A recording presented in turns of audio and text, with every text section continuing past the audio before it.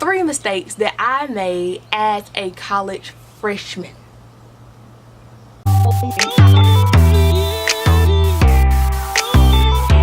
Hey, what's up? I'm Diamond and welcome back to my channel, Diamond Star. Today I am bringing you a video talking about 3 freshman mistakes that I made academically when planning my schedule and what to do to avoid those same mistakes. If you're interested in that, please stay tuned. But as always, please make sure you like this video if you like the video. Also make sure you like the video if you found the video helpful, and don't forget to share with a friend or someone else that you know may be preparing to go to college. Don't forget to comment down below any questions that you may have about the college application process or college lifestyle in general, and I'd be happy to answer the question for you.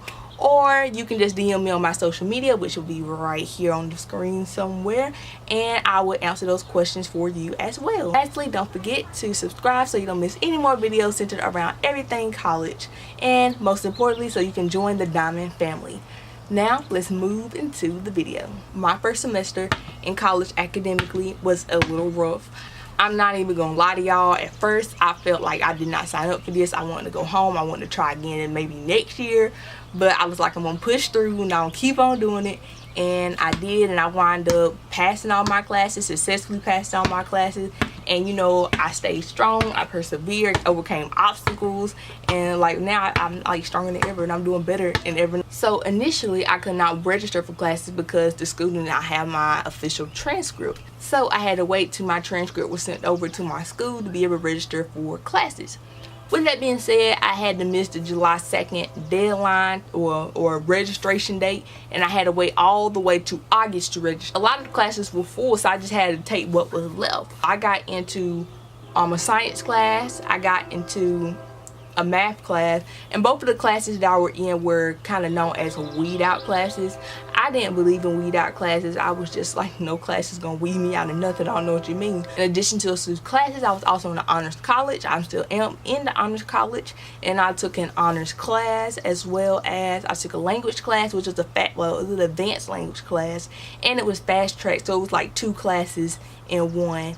Also, I took a core class for my major, which was biomedical engineering. I was in 2 honors classes, 6 classes altogether, plus 2 of my classes had recitation, so it was almost like being in 8 classes. And those 8 classes were not minimum effort classes. Like, you had to put a lot of effort into these classes. If you can't tell from what I just said that my schedule was packed, I'm gonna go ahead and tell you that my schedule was jam packed. With trying to find time for social life and having time for my academics with this type of schedule that I had, that right there was very, very unbalanced for me. This brings me into my first point, which is have a balanced schedule.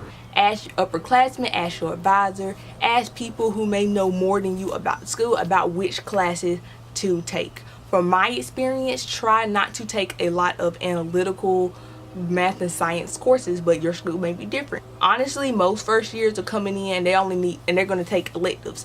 Naturally, I would be like, save the electives for your senior year so you don't have to stress out your senior year. But I say your first semester, take the easiest classes that you can, so you can have little stress coming from your classes, and you can spend more time getting socially acclimated to the campus. Another mistake I made my freshman year was having early classes. A lot of people tell you, oh, don't take early classes because it's not high school anymore. You was kind of forced to get up in high school. Your parents were there to make sure that you were up and yada yada yada. And then in college, you not want to get up that early.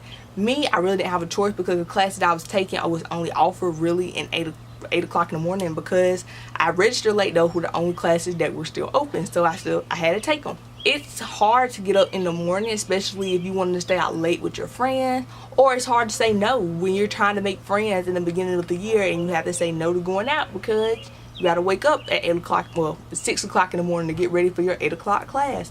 And I know for us, we have to do like 30 minutes of walking or 15 minutes of walking before you even get to your class, and you got to get there early to make sure you get a good seat. In addition, your roommate might not have an 8 o'clock class, and you don't want to be disruptive to them, their sleep. And then on top of that, I feel like I'm saying on top of that a lot, but anyways, on top of that, it kind of sucks when you have to get up and get dressed and your roommate is sound asleep and they just look so peaceful and happy and you're not, because you're up.